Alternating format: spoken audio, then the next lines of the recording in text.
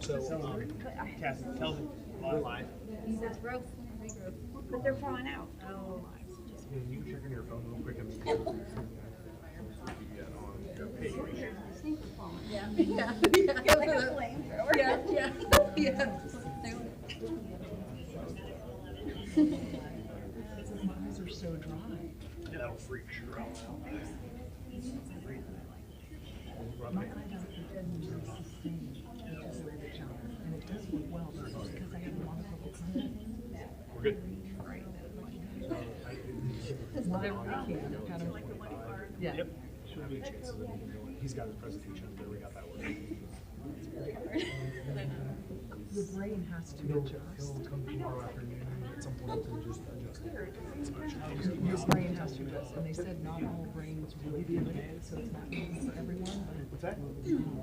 But like now, the right one was All like, halfway van, so it's gonna be one. Whenever I see that, there's a smaller one too. Yes. All right, thanks guys for looking tonight. Thank you. Jan, after the pledge, I'm gonna make a statement about it. Right after the pledge, before Joanne. made me change from I was gonna say, readers to libraries because who's writing the pledge, then I'm gonna welcome them, and then you wanna go? 30 seconds about this. Okay.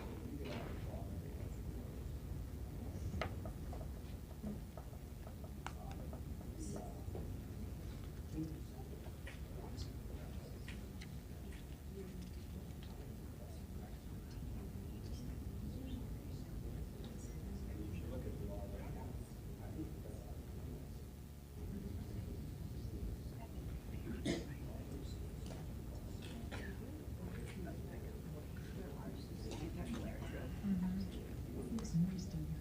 I think now we're gonna need to turn the AC on. You sure? It feels kind of moist.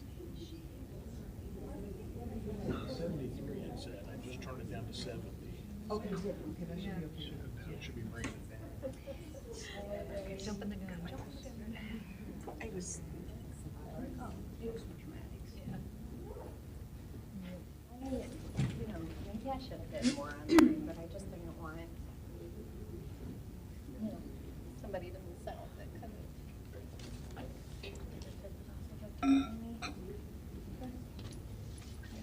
Probably.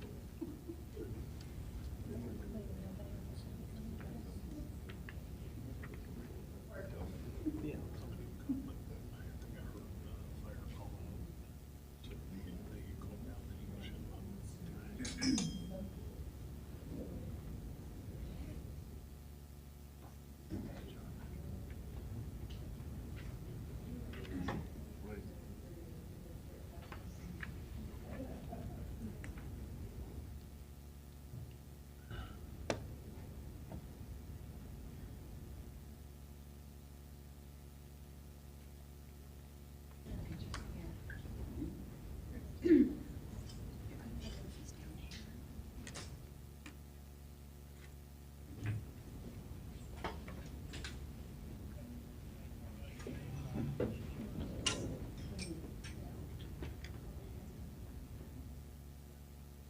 Ready? Please rise for the Pledge of Allegiance. I pledge allegiance to the flag of the United States of America and to the republic for which it stands, one nation, under God, indivisible, with liberty and justice for all.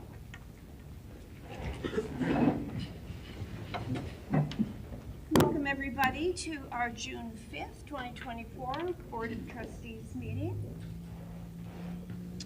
Pat? Yeah, just real quick, I appreciate that. Just so everybody in the audience knows, trustees, everyone. We are officially live on YouTube right now, on our YouTube channel, at youtube.com/@Blendon Township. We're hoping everything goes well tonight. We had a few hiccups earlier trying to test it. It looks like things are going well right now. I'm supposed to get an update from our code enforcement person here, a little bit how it looks at home. And then what will happen is at the end of the evening, I'll go back to the office, I'll rename the file, and then I will copy and paste it to the Facebook page as well for folks that might not have got on there and saw it. They'll be able to click on that link and be able to see the meeting from there. And any hiccups we have, we'll continue to get better at it. And we think this is a great way to embody transparency and the ability for people to see exactly what happens in meetings going forward. So just want everybody to know that. And it picks up everything out there, so just everybody know that. Thank you. All right, thank you. Roll call, please. Michael? Yes? Shinaberry? Yes. Siamaco? Yes. Thank you. Colleagues, have you had the opportunity to review the minutes from May 22nd, 2024?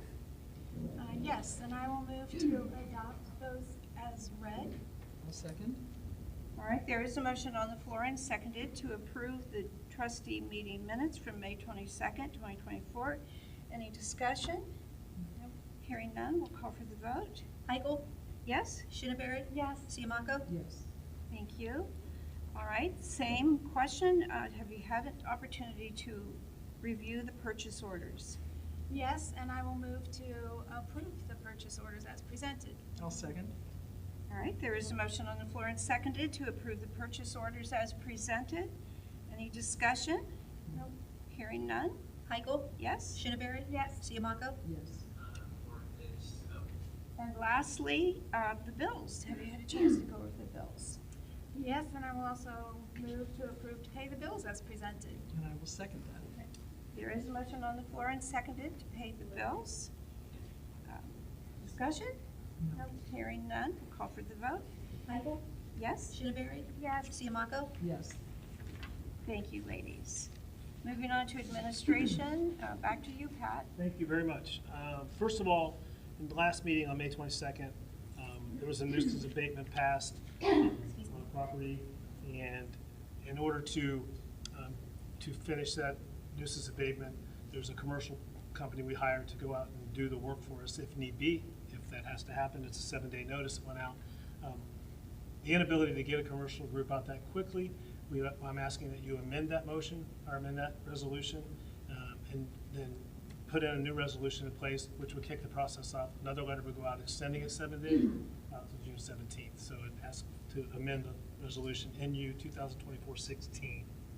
Yes, in the matter of nuisance abatement resolution NU 2024-16, we would like to amend this prior resolution in order to meet the timeframes of resolving the issue with a third-party contractor to remedy the property. At this time, Township cannot secure a company until approximately June 15, 2024. This will give the homeowners additional time as well.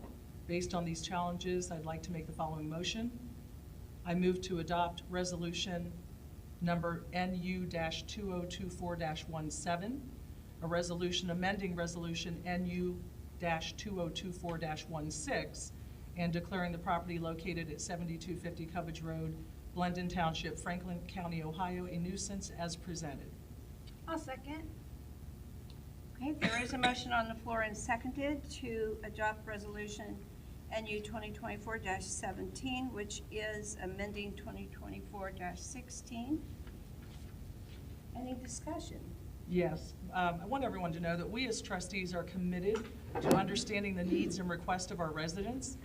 I suggest that we explore and research what other local communities are doing to include native, sustainable, and biodiverse growth within a residential setting. There are various things we have to consider, though, how any changes will impact our current zoning code and our township as a whole, size of lot, and amount of area that can be considered based on each planned district, types of plants, being careful to exclude more invasive or destructive growth, how these areas will be contained and maintained. The bottom line is, I believe, that we're open to exploring alternatives. I've asked Adam Sears, our code enforcement director, to reach out to other local communities that have either already enacted these changes or are also in the exploratory phases of doing so.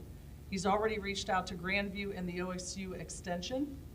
Once we have a viable path forward, I suggest we draft a resolution and submit it before our zoning board for additional consideration. What are your thoughts? I agree. I do think we should further research. Thank you for that. Any further discussion? Hearing none, we'll call for the vote, please. Michael? Yes. Shidaberry? Yes. Siamako? Yes. Thank you. Thank you. The only other thing on, in the administration piece is the talk of the cell tower. There was conversation about the cell tower. We were approached by a company called Crown Castle. They wanted to put a cell tower here. At first we said no, because the discussion was part to be in the cemetery, even though they were gonna make it look really nice and so forth, because it just didn't make sense to put it in the cemetery. We were able to locate a piece of land though behind, over by the salt barn, that has nothing to do with the cemetery. It will never be part of the cemetery, and the cell tower would fit there. So they've done some research, they've done some renderings, they did send an agreement to me about 2 months ago. I reviewed the agreement, I sent it to Pete Griggs. Pete Griggs reviewed it, came back with edits. They went back and forth 2 or 3 times with adjustments, things they would do, things they couldn't do, or things we wouldn't do. And recently, as of yesterday, Pete has told me that agreement is ready for your review. So, and he feels comfortable, Pete Griggs being our legal counsel, feels comfortable that if the trustees want to move forward with the cell tower, the agreement is in good shape right now. So I will get that to you this week. You guys can review it, spend some time looking at it, thinking about your thoughts on the cell tower. Again, they are offering $2,500 a month, $6,000 one-time fee up front, $2,500 a month with a 3% increase annually. It'd be a 15-year term to start. I did talk with them, and we were able to get to $2,750 a month, not a huge amount, but that does equate to about $33,000 a year. So you're looking at over those 15 years, a lot of money. So I didn't do the math on it real quick, but I guess that's 360-some thousand a year. Joanne helped me out times whatever. So it's quite a bit of money, it can be. So I would just ask that you have an open mind, look at it, and we can talk about it, and you all can decide whether you want to make a decision next meeting, July or whatever. And the agreement has been reviewed by legal, and it does not impact the cemetery at all. So that's all I wanted to tell you. All right. Thank you. I have a quick question about that, Pat. Yep. If we review and we're all in agreement, what happens next? So What's the time period there? So what would happen is, if we agreed and you said yes and we executed the agreement, the surveying would begin, all the initial work. The first construction you would see is about 18 months out before we would ever see anything be constructed. They start paying now. Yes. That was my next And they pay point. for the surveys, they pay for Everything's paid for. environmentals or. We don't pay for anything like that. It's all encompassed in the agreement. We would start getting the $2,750 30 days after signature. And they said it would be at least 12, probably 18 months before we would see the construction there. So, but that would still be within the 15-year agreement. Okay.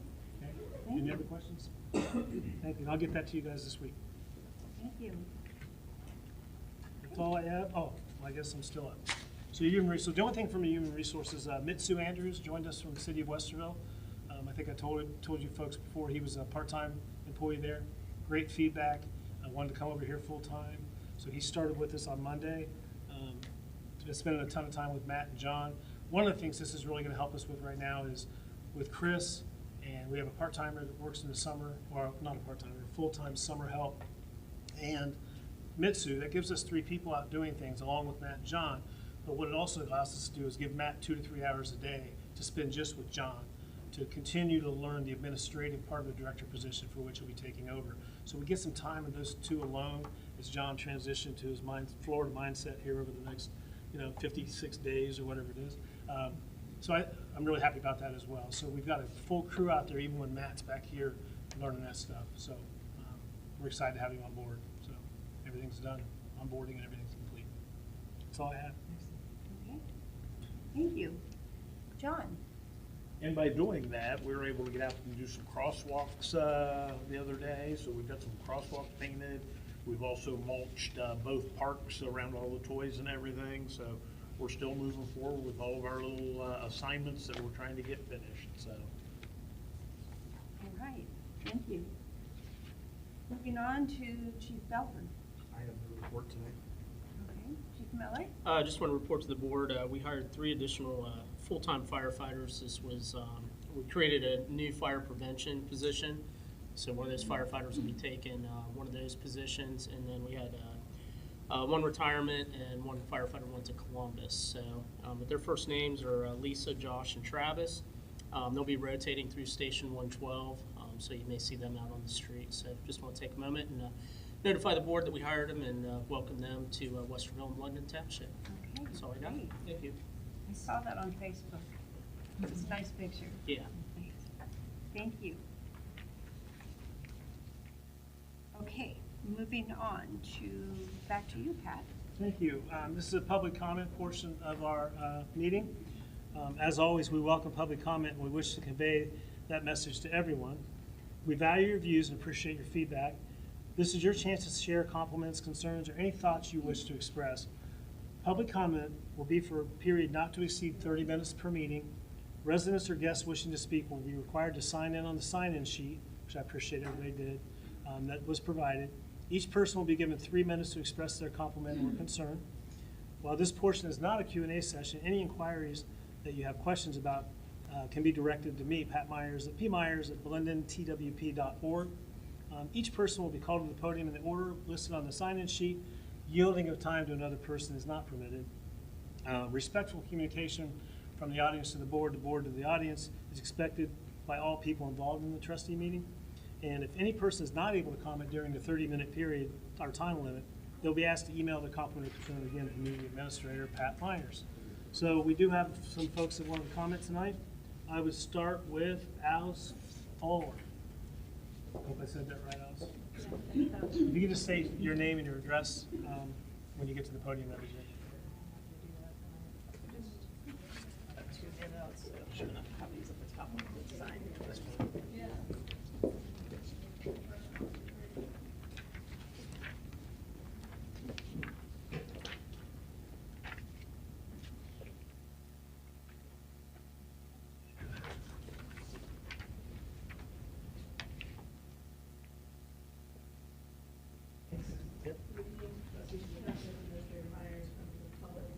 My name is Alice Fuller, and I'm the owner of 7250 Covage Road. I'm also the co-founder of the Leave No Child Inside collaborative and advocacy group for children's outdoor play and nature. I'm the owner of a marketing agency in Columbus, the mother of 2 college students, and the 2023 winner of the Visionary Award of the National Association of Women Business Owners Columbus chapter. Thank you so much for taking the time to listen to my remarks, and I compliment you for your consideration of updating your code, as you mentioned earlier this meeting. Thanks, Trustee Siamaco. I had no idea my property was going to be declared a nuisance. I mean no disrespect to anyone. I truly do not mean to offend anyone with my natural landscape management. Some of our township residents prioritize neat and careful mowing and fertilizing of a monoculture of grass. I have a different priority, which is to preserve the habitat of pollinators, birds, and animals, and the cooling effect on the earth of taller grasses and plants. Neither of us are wrong, unless we violate a law. I understand that my property has been declared a nuisance under a resolution for having uncontrolled vegetation and debris. While I am certain there is neither uncontrolled vegetation nor any debris at 7250 Covage Road, I'm very interested in complying with the Township Nuisance Code while continuing to maximize my enjoyment of my property, which includes walking along mowed paths lined with grasses that sway in the wind, listening to the sounds of frogs and bugs in the afternoon and evening, and watching the birds that follow the branches of the apple trees down to the wildflowers. To that end, I have reviewed the Township Zoning Code and its section that defines nuisance, which is what I have been charged with being. Section 551, Public Nuisance Regulations. Noise. My property is very quiet, except on Fridays when someone mows the trails. Air pollution, no. Odors or fumes, no. Radioactivity or electrical disturbance, no. Lighting and glare, no. Toxic and hazardous substances, no. Hazards and explosives, no. Trash visible from the property line and not in a container, no. Nothing about plants. I am on good terms with my next door neighbors on both sides. Just last week, my teenage son was up on my neighbor's roof helping her clean the gutters. This environment I've created truly supports my mental health and that of others in my household. I have bird feeders, I have a bat box. It is not perfect. Natural landscapes look a little scruffy during different points in their development. I believe it is my right to the enjoyment of my property, and that enjoyment outweighs the opinion of others who are looking at my property. Onlookers do not have any particular right to having someone else's things look pleasing to them. I am in the process of retaining counsel in order to prevent a forced mowing of my beloved and valuable plants, sedges, grasses, clover, and wildflowers. I maintain that I am not violating the Township Code. please repeal the resolution declaring my property a nuisance, or grant me an extension until such a time as the township has enacted clear language that keeps up with the times and reflects current thinking on preserving natural areas. Thank you very much.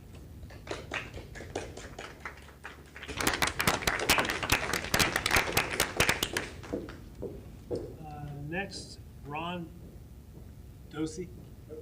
Okay, I just wanted to make sure you said.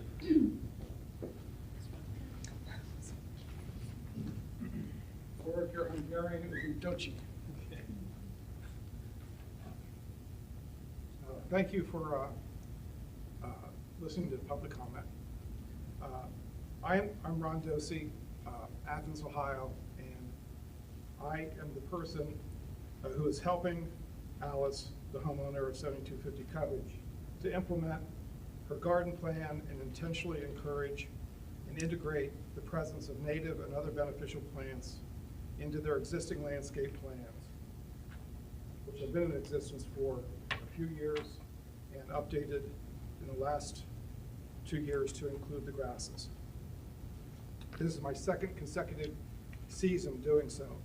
I manage the presence of any invasive, noxious, and other undesirable plants that may be present. Many of these species are present in neighborhoods and nearby properties and have served to potentially disrupt and interfere with our own prudent goals and the prudent goals of the homeowner to control such invasives and noxious plants.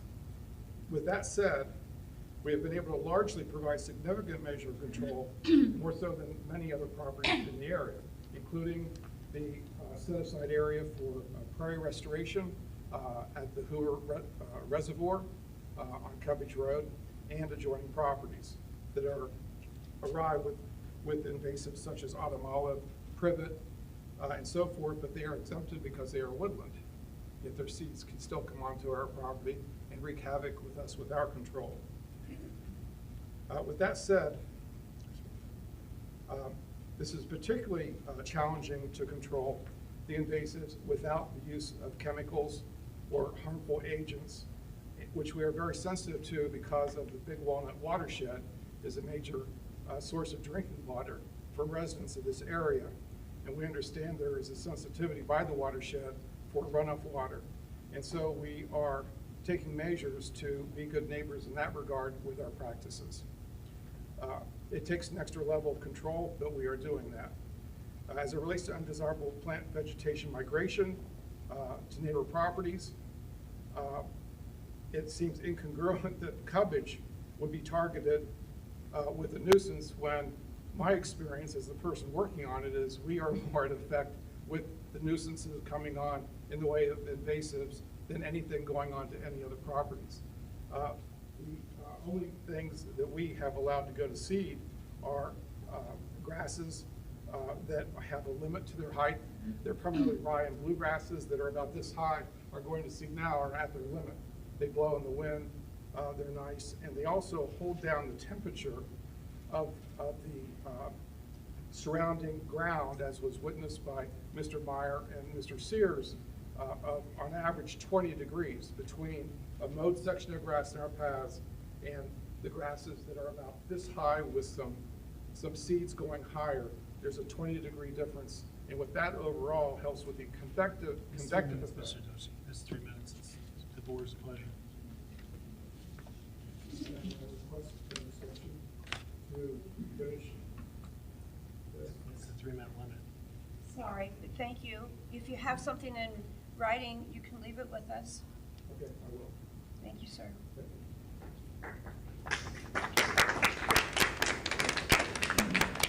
Next, April. So,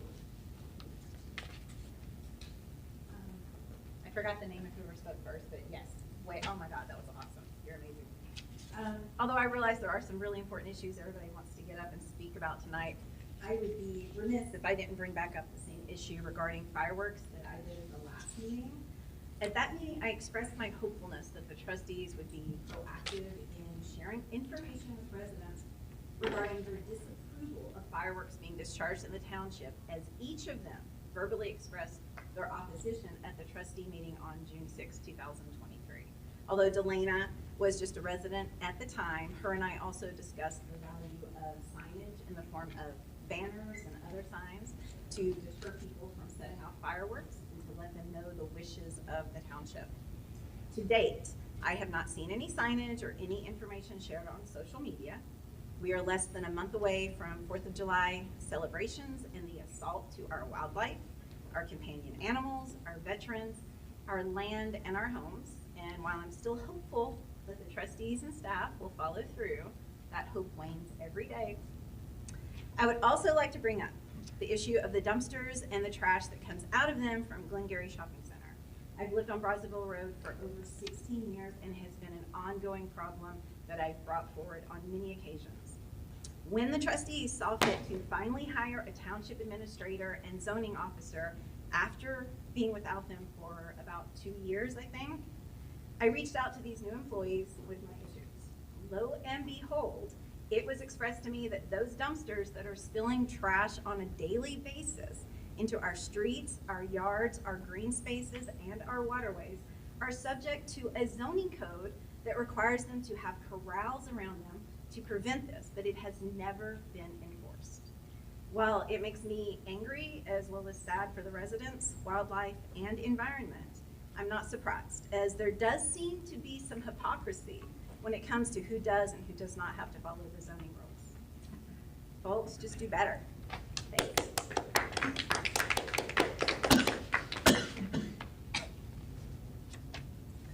Brad Durkin.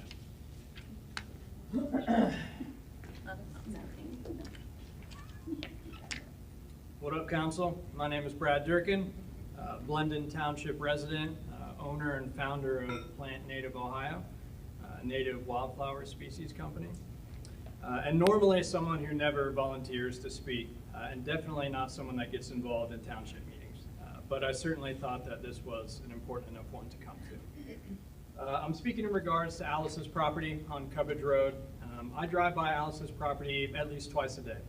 Every day I do, it brings a smile to my face. I love seeing the plants at their full potential, the wildlife enjoying it, and the wind whipping through the grasses. Anyone missing the hummingbirds, the fireflies, and the butterflies? The reason we don't enjoy these treasures like we used to is because we've ruined their homes. We've destroyed their habitats. Natural landscapes provide habitats for all of our wildlife we enjoy, including birds, bees, and beneficial insects. Not to mention provide food and shelter for deer, turkey, and other animals. All the things I love to see when I drive home in Blendon Township or look out my front door. Somewhere along the way, we were all convinced that cutting down all of our plants, creating sterile dead space called lawns, and then spraying that lawn with chemicals so it's the right color was a good idea. Natural lawns improve soil health by enhancing soil structure, reducing erosion, increasing water absorption, which reduces runoff and replenishes groundwater. Additionally, these landscapes minimize the need for fertilizers, pesticides, and herbicides. They also showcase the beauty of the natural plants we have here in Ohio. Something else to note is that the Hoover Park Dam currently has a large space designated for prairie habitat restoration. This is not even 200 yards from Alice's property, and it faces the same road. Effectively, there is no difference between that landscape and hers. I imagine if it were not beneficial, the park system wouldn't be doing it. Trust me, I know I sound like a quack. I'm an OCD guy too. I like things neat and tidy and uniform, but I feel like we're nearing a point where we have to decide what looks good and what's best for our world.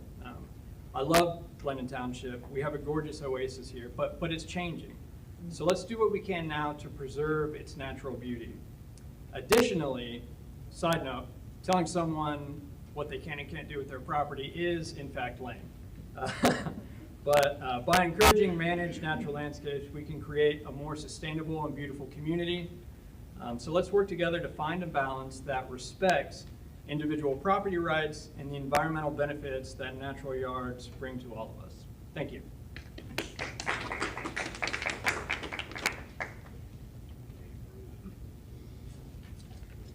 David Rosen.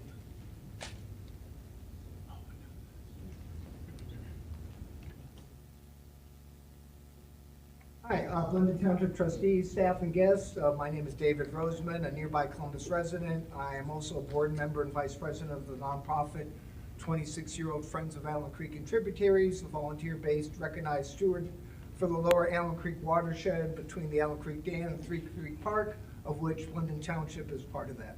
I'm a certified Ohio volunteer naturalist, a volunteer with Metro Parks, Greenways, Western Parks, and I'm currently consulting with your Parks Committee regarding Blendon Township's Ridgewood Park. I'm not here to bash turf lawns as an echo offender as we currently manage our lawns. That is true. American lawns consume an obscene amount of toxic insecticides and herbicides, an unimaginable amount of billions of gallons of water a day, tens of millions of pounds of fertilizer, most of it synthesized from fossil fuels. Americans spread on our lawns every single day, only yet to cut it a week later. The air pollution spewed from our lawnmowers, the uselessness of contemporary turf as a habitat for any kind of wildlife is apparently what we've chosen to do. I joined the movement to replace lawns with meadows and pollinator gardens. I've helped encourage those over the years and helped to create no-mow zones, preservation areas within various public parklands surrounding here, including Westerville, Columbus, Franklin County Metro Parks, Preservation Parks, Delaware County. As Brad pointed out, please look at nearby Columbus Hoover Reservoir, surrounding prairie habitat restoration parcels. There are various pollinator gardens and rain gardens that have been deliberately added at City of Columbus expense, but to save them money to cost effectively protect our drinking water resource that goes down the Big Walnut, that's captured at the Hap Creeman water treatment plant off Morris Road. Prevent soil erosion and roadway contaminants from entering the waterway, less chemicals that they have to spend to filter out our water to keep it clean. While I recognize the majority of homeowners are too attached to their lawns to follow these examples, I do applaud the minority, like Ms. Fuller here, who has chosen a more natural, green, sustainable, healthier approach. Deep-rooted native plants hold water, prevent erosion, and again, as other folks have spoken to, feed our dwindling insect, bee population, wildlife, etc.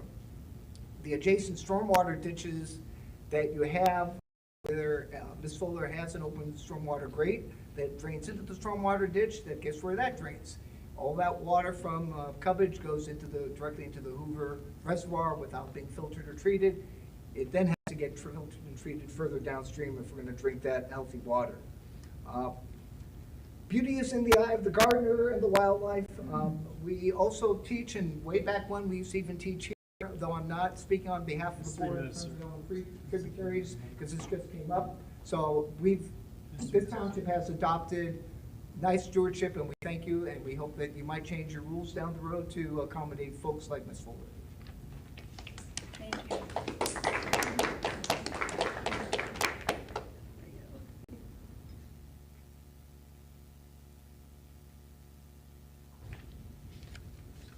Anybody else?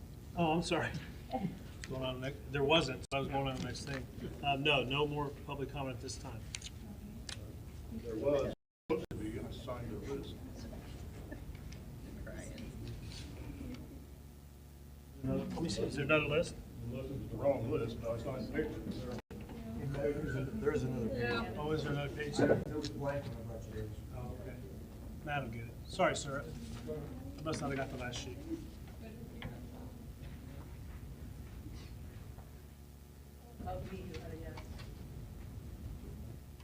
Nothing on there? What's your name, sir? Jeff, at least. Okay. Go ahead, Jeff. You just didn't put a Y or an N, so I assumed it meant no. We started by saying I'm not as well prepared as my predecessors. To write anything. That will happen pretty quickly in the past couple of weeks. Could you state your name and address for us? Sure. Thank you. My name is Jeff Least. I am a long-term resident of Blendon Township. Lived in Blendon Township probably 90% of my life, except for the 8 years I was in the military. I live in a house over here on 6061 Batavia Road and have shared a great experience living there for the past, entire life. Until recently. My neighbor decided she was going to sell her house, which is fine, no problems. But within 2 or 3 days of that, I'm talking to a neighbor and find out that she's selling, and all of a sudden I get all these code enforcement violations, Blendon Township knocking on my door by an abandoned car and this, that, and the other. And I've always been a good, upstanding citizen, try to follow the rules and everything. We talked about getting rid of the car, which I did. We also had a code enforcement violation for grass, cutting the grass. 14 inches, supposedly maybe one blade of grass was 14 inches on a weed. The neighbor guy across the street's weeds were much taller than mine. Irregardless, I just thought that that was all kind of shifty and shady. So after knowing Shirley that long, we had watched each other's houses over pets and take care of pets and stuff, and had each other's house keys. So with her selling house, we knew we needed to swap keys back. Ruth went over to swap the keys, and with talking with her, said, you know, that we thought that that was pretty shitty, you know, after all these years that, you know, you did that to us, you know. And she said, oh, well, that wasn't me. That was my friend Kathy, the trustee. And I said, oh. Ruth came back and told me. I said, oh, okay. No big deal. Only to behold, lo and behold, the next day I see Caldwell Banker's sale sign in the with Kathy's name on it. Now, I don't know about the rest of you guys, but everybody I've talked to says that, you know, they believe that's something we call a conflict. When you leverage harassment and stuff like that against somebody else in a position like that, you know, for your own financial gains, I think that is wrong. Plain and simple. Now, you know, I don't know what kind of ethics cover the board or even the real estate community, but I think that's very underhanded and schemy and sketchy. And that's all I wanted to say. Thank you very much. That's it for public comment. Thank you, everybody, for your comments. All right, Pat, I believe now we're going on to the environmental presentation. Yeah, so we have Christy Myers here from Ohio Environmental Council, I'm sorry, to speak for a few minutes, and then SOPEC is here as well, and she'll kind of introduce what they're here for. Good evening, Chair Heigl, Township Trustee, and staff. Again, my name is Christy Meyer. Thank you for the opportunity to talk tonight about clean energy and if we do an aggregation program choosing clean energy. For those of you that don't know me, and I know some of you do because I constantly pester you about sustainability issues, but I have over 20 years of experience in environmental policy, advocacy, state and federal funding, and 15 of those years was working at the Ohio Environmental Council. Most recently, I've worked at Freshwater Future, a binational Great Lakes region-wide nonprofit, and Smart Columbus, where I worked with businesses to deploy renewable energy. Now I run my own consulting company where I get to work with really cool, driven mission organizations like the OEC, which are near and dear to my heart. I'm also a resident of the Blendon Township. I've lived here for 16 years. My husband and I have been here with our children, Jocelyn and Dylan. We live in Sunbury Woods at Sagebrush Court. My sister lives in the township. My 4 nieces and nephews, and I actually grew up here until I was about 8 or 9. It's a debate amongst my family, but my parents built a house in Bunting Court. So also, Blendon Township is near and dear to my heart. As I said, I'm constantly pushing us to do more in the sustainability realm. And years ago, I also started the Neighborhood Watch, which kind of went defunct when it happened because nobody wanted to be on Zoom anymore. But all of that to say is, I'm continue to push us so that we have a place where people want to live, work, and play, and that we can continue to attract younger generations. So, who is the OEC? Sorry, I had a presentation, but the OEC was founded in 1969 by a group of concerned citizens and to secure healthy air, land, and water for all who call Ohio home. Its mission is to protect the environment and health of Ohio communities through legal and policy advocacy, decision maker accountability, and civic action. So why choose clean energy? We would reduce our CO2 emissions by 25 to 30%, and a lot of other pollutants that come with that as well from using fossil fuels. And those fossil fuels can cause things like asthma and other health-related issues. The Ohio Department of Health states that every 10,000 residents, out of every 10,000 residents, there are 74 children that go to the ER each year for asthma. And I have 2 loved ones at home that actually do have asthma. It also would reduce the rising climate. We're seeing our our temperatures continue to rise. As a result, a lot of people are using more energy to cool their homes. So that would also reduce the cost to residents as well, hopefully. And then clean energy can provide reliable, cost competitive, and often money-saving energy. And I'm going to talk a little bit more about that in a minute. But something that I really learned working with businesses is that Gen Zers, right, they really care about putting their money where their values are. So they're very much interested in sustainability, environmental sustainability, diversity and inclusion. And in fact, they're willing to pay 5% more for any product or service because of it meets their values. So in regards to wanting to continue to attract younger generations to our amazing community, I think this would fit right in with those values. So in terms of looking at the prices, and I know you guys have the PowerPoint presentation already, but I looked at AEP Energy, and right now our rate for a kilowatt hour is 11.3 cents. So I looked at my own bill. And in some other areas of the around the state, they have a much lower price than we do. And for instance, Worthington, which is somewhat similar to our population, we have about over 10,000 residents in Blendon Township. They have over 14,000 residents. And so over the past 12 months, those that were enrolled in the Clean Energy Aggregation Program, they saved almost 39% on their bills, which is over $450.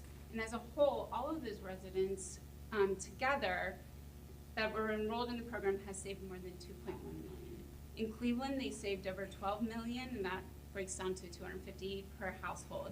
And it's also clean energy, right? So we're doing our part. So there are some real potential cost savings to residents while also using, as I said, more reliable, cleaner sources of energy, because prices for electricity under a Clean Energy Community Choice Program can save residents money because of the collective buying power of the whole community and market trends. We would continue to receive the same delivery from AEP Ohio. We would and they would maintain all the infrastructure.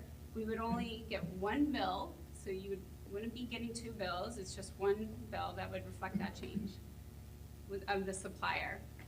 I know that some people might worry about, can I opt in or can I opt out? Like, that all can be decided of how the program is developed, and I know SOPEC's here to talk more about aggregation. But it doesn't mean if we were to go with the Clean Energy Aggregation Program that a resident couldn't opt out of that program. They don't have to participate in the program. And again, Ohio would maintain like all the infrastructure. So if there's ever an issue, they could call AEP Ohio. But that's really, I just came here to really advocate for clean energy today and making sure that we're doing our part and remind us that we are part of MRFC's Sustainable 2050 community. We are a silver member. And for those of you that don't know, MRFC runs the Sustainable 2050 program, and it really is providing technical assistance to communities like ours throughout Central Ohio. And we were part of developing that sustainable regional agenda. So that's all I have. Thank you. Thank you, Christine.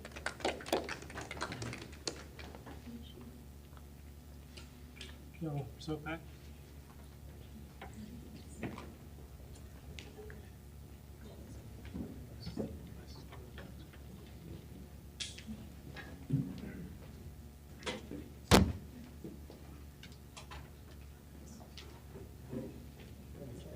Yeah, thank you.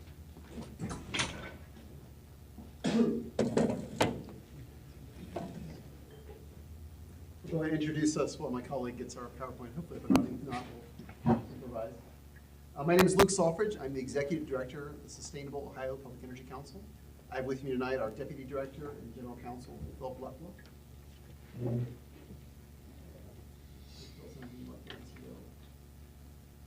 While he's getting that up, I'll go ahead and start. Oh, there you go. Right, here we are. So we as an organization are a council of governments. which essentially means we're a shared energy office amongst 36 different public entities across the state of Ohio. We have members as large as the city of Cleveland, city of Dayton, as small as the village of Marble Cliff, or in Muskingum County, one of our smallest members is Norwich, 49 individuals, and provide opportunities for them all to do positive things for the community. We were formed as an alternative to the private broker space a decade ago. So again, you're allowed under deregulation in Ohio to shop for power as an individual, as a community, or a group of communities. So we represent that group of communities that has the collective buying power of all 36 members that choose to do energy stuff together. So our headquarters and our founding members were in Athens County, but we also have offices in Dayton, Cleveland, and getting ready to set one up in Arlington as well. Our mission is pretty straightforward. We're there to support our communities, and we're governed by the communities we serve. We have a lot of external partners as well. So I mentioned our team, and we have other folks, AP Energy in particular, that we work with on energy programs. A lot of our back-end support, AP Energy is working in tandem with us, whether it's servicing folks, whether it's securing power supply, whether it's dreaming big. We work with those folks on almost a daily basis. We also have 2 law firms, both of which actually have a pretty strong presence here in Central Ohio. Dickinson Wright, who has very strong regulatory and energy attorneys, and Hubei Daughtry, who does some of the creative stuff with us as it relates to some of the nonprofits and helping us build out generation for us to power our load. I mentioned our members. There's a quick snapshot of where they are right now. So we have counties, township, villages, cities, and we also have political subdivisions. So you'll see some of those groups like the Muskingum Watershed Conservancy District, which is about a third of eastern Ohio. We have library districts. We have solid waste districts. So if folks are interested in doing the work with us, we have a robust amount of folks who are doing great work, and we're happy to support them and be a convener sometimes. Sometimes as simple as that, sometimes it's providing support for our members. One of our Central Ohio communities wanted to add solar to the new community center. The architects did not have the background, so we were able to provide the architects with an RFP, work through things like laying down the L feet before the roof got laid down while the crane was there. So every day is a little different what we support. We would be the 2nd largest city in the state of Ohio if you put all of our population together, that only being 2nd to Columbus. As Christy alluded to a few minutes ago, the aggregation as a concept does not impact delivery. So for better or worse, lines and wires are still maintained by your investor and utility, in your case, in the AP Ohio. So this is strictly about the generation portion. So it's a market system to collectively see savings and make policy adjustments, but it does not impact the reliability of your power supply. We have chosen, over a number of years now, to be 100% green supply as our base. So while we allow individuals to step down to a brown power option and still participate in the savings of aggregation, we've made our default 100% renewable energy. We believe we're the first in the country to do that as a community choice aggregator. We're very proud of that leadership position. We're also one of the first to allow net metering. So for those of you who have solar on your roof, that enables you to let your power go back to the grid and be compensated accordingly for that. So we thought that folks should be able to do aggregation and be creating electricity themselves. So we're doing both. But our members are saving millions. Last year, Cleveland saved about 12 million. Dayton, in its first year of the program, saved over 10 million. Southeast Ohio saved about 3 million a couple years ago. So depending where the market is at a given moment, there are real opportunities for us to have dramatic savings by shopping smartly when we buy, but also the collective buying power of a lot of folks and communities doing it together. This number may not mean a lot to you, but 1 terawatt hour roughly, it's actually a little bit north of that, that's a nice round number, is our buying power. So that enables us to do really creative things. That enables us to obviously secure good pricing for members, enables us to have staff in-house, whether it's legal support for technical energy issues that the community may be facing, whether it's helping with grant writing services, which we'll talk about in a second, or whether it's some of that deep technical knowledge, whether it's solar, electric vehicles. We're there to support our communities to where their priorities are. I'm really proud of this one. This is a mayor of a community in Washington County, Ohio, but SOPEC represents about 1/5 of the EPA's green power communities nationwide. I'll say that again, 1/5 of them nationwide, and every single one of them in the state of Ohio. So these communities are taking a leadership role and with us while saving money. So from a policy standpoint, they're saving money and getting some great recognition for that. So we're very proud of that leadership position that our communities have supported us in achieving. And there you go. All of them in Ohio are ours. Work with us. Our public pricing program, I'll talk about that real briefly.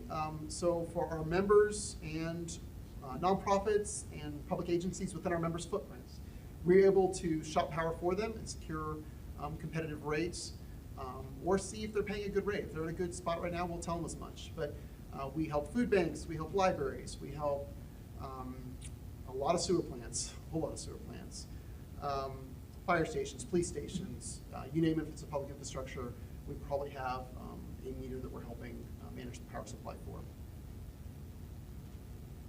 There's also a program I would encourage you to explore from a policy standpoint, but the Sol Smart is a designation that communities can achieve that tells folks that you're solar ready. So it's cutting the red tape. The first in the state to achieve Sol Smart Gold was Upper Arlington. They were not with us at the time, but I'll give them a shout out for achieving that. The smallest in the country is actually the village of Amesville in Athens County. New York City is the largest, but we're happy to support our communities in receiving this designation. It's fairly easy to get Sol Smart Bronze. A lot of it's just careful planning and thought, making it really accessible for residents that want to entertain doing solar to see what the process of permitting looks like. So we're happy to work with our communities for them to accelerate towards that designation as well. As of late, we have really been expanding our grant writing team. So there were 2 awards to Ohio last year or actually this year, for EV charger infrastructure under the Charging and Fueling Infrastructure Grant. So we're going to be deploying roughly 250 new charging points across Southern Ohio at no cost to our communities. And so literally putting many of our communities on the map. We're excited about that, and that's going to be the first of many that we'll be pursuing to help accelerate the shift for transportation. So that was pretty awesome. NOACA and Northeast Ohio is the other recipient in Ohio. We have a variety of other, I believe at least 5 federal grants that we're managing at this moment. 2 of them with USDA, they're referenced here. As it relates to communities in the metro areas, it does apply to urban ag producers. So if you're running an agricultural operation in an urban area, you're still eligible. If you're in a rural part of the state, the categories are much broader. But we now have support from USDA's Rural Development Office to allow folks to both have a non-biased independent consultant come in and evaluate if they're a good candidate for solar, tell them as much, price it accordingly, not trying to sell them anything, again, just pricing it out. And then if they're a good fit for the USDA's REAP program, being able to apply for a 50% grant for the cost of the system. Again, 50%, and that's in addition to 30% from the federal tax credit. So for businesses, that is a huge savings. So we're able to provide that free grant writing service statewide. Again, for eligible businesses, but I'll emphasize in the urban areas for agricultural specifically. So we like to do innovative things. The city of Athens a few years ago approached us about the idea of actually self-imposing a carbon fee on themselves. They were the first in the nation to do this. They wanted to go to voters. They passed by 76% support, and that generates roughly $100,000 a year towards public solar projects within city limits. Again, completely voluntary, their program, saving money while doing that over the course of their contracts for power procurement. So it's really exciting, and behind the folks in that picture, you'll see the solar powering their sewer plant. They already have it on their water plant, that's their sewer plant, and just last week we approved disbursement of funds for a community working space at their armory. So lots of great stuff happening as a result of that program. But again, the takeaway there is that we are happy to work with communities on doing creative, innovative programming. We also sometimes do really small things that may seem small for us compared to multi-million-dollar projects. This is the city of Belfry, Ohio, which is the second permanent settlement in the state. Their pool pump broke last year, and so they had enough money in their community grant bucket to be able to support replacement of that pool pump and upgrade to a variable flow pump, so reducing energy costs long-term for them as well. So our community grants meet communities where they are. Maybe as simple as a $1,000 grant, something very minor that is a big deal for them, or it may be a very massive, and those are scaled on a per meter participant basis, so they are allocated as they're distributed. Some other profiles of other things that our grants have achieved. You'll see in the top left corner that is the first net zero EMS station, at least in Ohio. Another cool feature of that building, the solar obviously helps that cause, But the building upgrades, things like taping seams, thicker walls, and construction design, actually enabled the contractors and the architects to downsize the heating and cooling systems to the point where the savings from that actually paid for all the building upgrades and the envelope design. So solar further adds to that. We helped provide the solar through a grant. That is the first rural transit bus in the state of Ohio. A local Athens nonprofit decorated it, very much in Athens style. To the right, that was a DOE grant. During COVID, we provided a local match at the time the city was needed support to make sure that that grant got funded. That is the first EV police car in the state. There are now others, but in Logan, Ohio, fair warning, they now have an EV police car. We funded the chargers. They leased it. The police chief went to us and asked if we would consider providing the chargers. They ran the numbers on maintenance and wanted to see if it worked. So an outfit out of Delaware upfitted the Model Y Tesla you're seeing there, and that is now on patrol. So they're learning from it right now. Bottom right corner is the city of Dayton. We provided a staff member for their team. We're getting ready to provide another one this year, but they became the first lead for city's platinum community. So it was through our grant that they were able to provide the staff position to do that work. Katie Budenmeyer to the right was the one who achieved that. That's their mayor holding the plaque in the middle. But again, just meeting communities where their desires are and what they're trying to achieve, and very excited and proud of them for doing big things and demonstrating their commitment to big ideas. So our contact information is here, but I'll leave a few takeaways here as it relates to us and aggregation. I mentioned we've been doing this a long time. We've been very successful working with the communities, meeting their needs. Obviously, sustainability is a priority for us. Being able to save money and achieve sustainability goals is a win-win, we feel. We've helped our communities that have to go to ballot do a public education campaign. So we'll distribute yard signs, whether it's on electric or gas, and I can talk more about natural gas if you want to learn that it's actually upside down. So we do that. We do public education through mailings, and other groups are supportive of that as well. But helping residents make informed choice. We're a public entity ourselves, so there are education campaigns to make sure folks are aware of what they're voting on, because this is sometimes can be a complicated matter as they see it. A couple things I will highlight for aggregation programs that are becoming the norm in Ohio. One, definitely pursue green energy. There's no reason not to when you can see savings doing it at the same time. Two, our programs all across the board have no opt-out fees. So anybody who's in the program that does not want to be in the program, when they get the letter, they're able to opt out then, or 6 months later decide, I don't want to do this. That's usually very few folks when they see the savings, but they have no obligation to stay in the program financially either at that time. So they can come in and out as often as the utility is able to switch them back and forth in a timely manner, but there's no restriction on our part of them coming in and out. If somebody's with an existing contract with a private broker, they've shopped for the power, they're happy where they are, this will not impact them. When the aggregation program was called opt-out, which means it's the default, anybody who has previously shopped for power and it's an existing contract will not be included in the aggregation program. You would have to proactively be asked to move back into it. In the case of Dayton, where their city had not had a program in a number of years, folks came flooding into the program because we were quite a bit below the market, roughly 30% below or more in that case. Cleveland was 48% below market cost last year. So a lot of folks came to the program that had shopped previously on their own. If some folks are on the PIP program, so the payment adjusted program that the state runs, they will not be in the aggregation program. They're excluded from it by design. And if they do not ever want to be on an aggregation program, there is a list that the Public Utilities Commission of Ohio maintains. Folks can call on that list and be restricted from ever being included unless they proactively ask people back on. So all those folks who don't want to be on the program, it's very easy for them to leave the program either before, during, or come back in if they so choose. At this point, I'll entertain any questions you may have. Welcome for the discussion. Thank you for the invitation for coming tonight to the trustees. I do have one quick question for you. We had NOPEC come speak, and when I was made aware of green energy, obviously we wanted that as an option as well. So this goes on the ballot, it passes, people choose SOPEC. You do both natural gas and green energy. Right. Do they get to choose between the two? So there's two separate programs. So yeah, that's confusing. Or so would it be the entire township would either have to be green or gas? So let me clarify. So just like your utilities, you have an electric utility provider. You also have a natural gas utility provider. So when a community chooses to enact legislation, and townships actually have a lot of power in this situation, you can enact a natural gas aggregation program. You can also enact an electricity aggregation program. They're two separate programs that are distinct.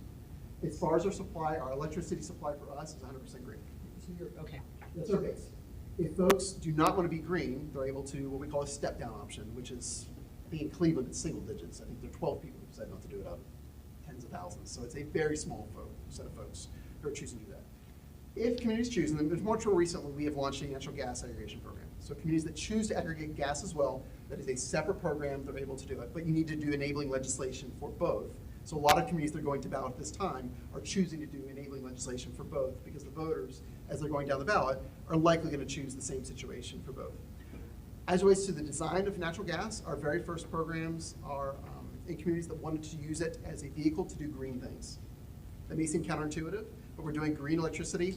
They want to look at natural gas and what is possible by taking the natural gas program and using the revenues from that to doing positive programming with it. So we have not emphasized gas. It's a very recent program for us, but that's why it's there for us. So giving our members the opportunity, if they choose to enable a program, they definitely have the option to do that as well. But the electric program is 100% green and is largely powered either by wind, solar, with some hydro.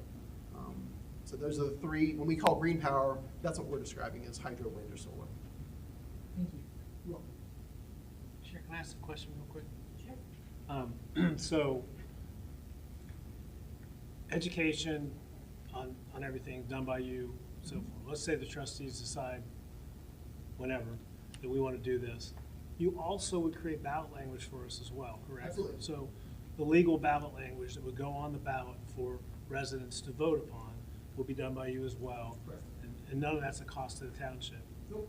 So it literally is a free ballot issue, free choice by the residents, and they decide whether they want to make it or not, opt out or opt in. Correct.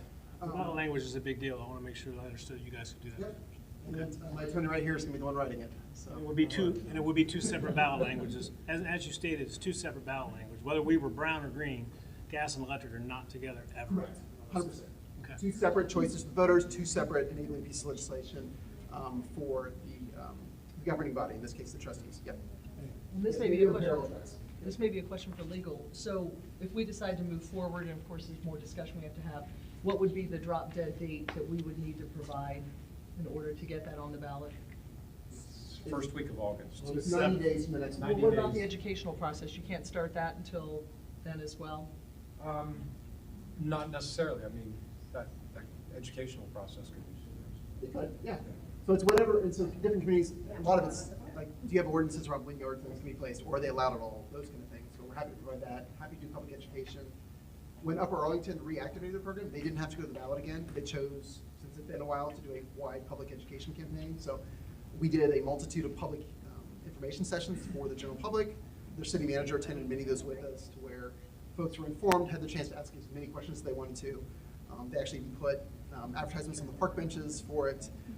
We had a website that they still maintain that has all the information for folks. We have our own website for folks coming in and out, but the city on its page has the rates, has all the information folks may have to ask. So yes, all of that we can take care of for you. So that is definitely part of it. I understand you're willing to stay after the meeting in case some of the people in the audience have questions for you. Great, thank you. And the other thing, just real quick, I'm sorry. The other thing is August 7th is the deadline. Education has to happen. It can't happen August 1st to the 7th, just like you mentioned, Trustee Seemock. So I would encourage the board to think about this over the next week or two. In order for us to do this, it is as simple as a resolution, a motion made by a trustee and discussion and vote to move forward with the aggregation program, and then we contact you to begin that process? Yeah, so we have, you would need to pass ultimately, so we have language to join SOPEC, so join us is language. Again, no cost. Then separately, there's language, again, that Phil, as he just shared, was already drafted, so we can email it to you very quickly. But we have the legislation for you to actually approve that gets to be submitted to the county clerk for the ballot. So that would be a decision ahead of the August decision for the trustees, whether you want to put it to the voters to enact a program, which gives you the power to establish a program, which we would be happy to take care of to get running. And there's, on the backside, I guess, too, to be clarified. So the voters say they pass it, and I'm going to go too far in the weeds here, but the voters pass it. There'll be 2 required public hearings for the public to understand the plan of governance once the program is enacted. So there's also an opportunity for folks to weigh in before things are formalized and launched on the other side. So just because the voters vote for it, we certainly hope they activate the program, but there'll be another step in between where citizen engagement will happen as well. Okay, do we have contact information for you, or should, we have Christie? We've got theirs as well. You do? Yeah. Okay. Just don't want you to go and then we think, something else. So. I can share the presentation to the administrator. Thanks.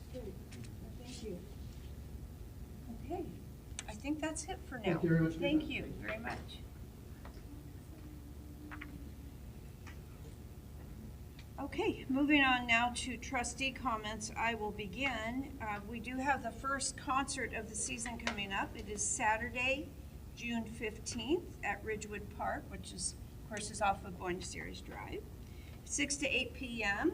The band is called Stop, Drop, and Roll. We had them once before, and they were very well received, and by popular demand, people asked us to bring them back.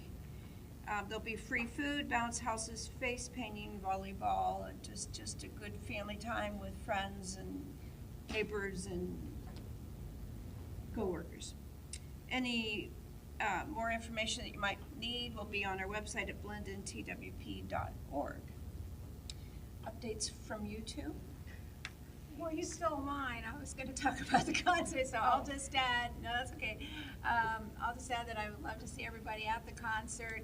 And I also was going to acknowledge our sponsors, which are Jeff Beard Concrete Construction, Aqua Water, and Murphy Petty Limited. So again, ditto what Jan said. We'd love to see all of you at our first concert of the summer concert series. Not this Saturday, but next Saturday on the 15th. Okay.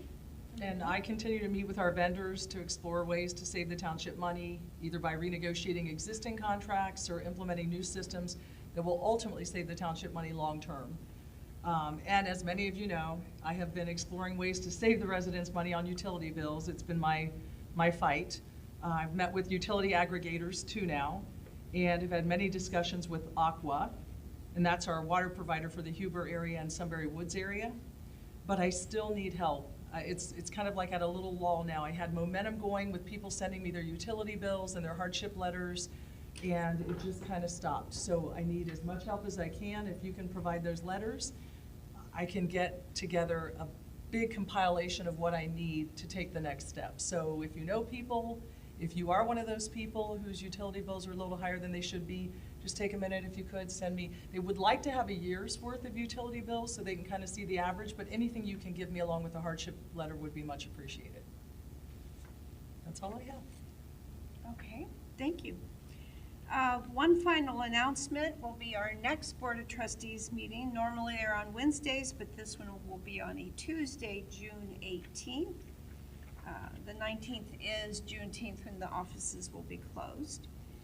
So June 18th, Tuesday, at the same location, same time, which is 6:30, and of course, the live stream option is available. So with that, I will make a motion to adjourn the meeting. It is 7:32 p.m. I'll second. There is a motion on the floor and seconded to adjourn the meeting. Further discussion, ladies? No. Hearing none? Michael? Yes? Shidaberry? Yes. Siamako? Yes. Okay, thank you. And no further business, so the meeting is now adjourned.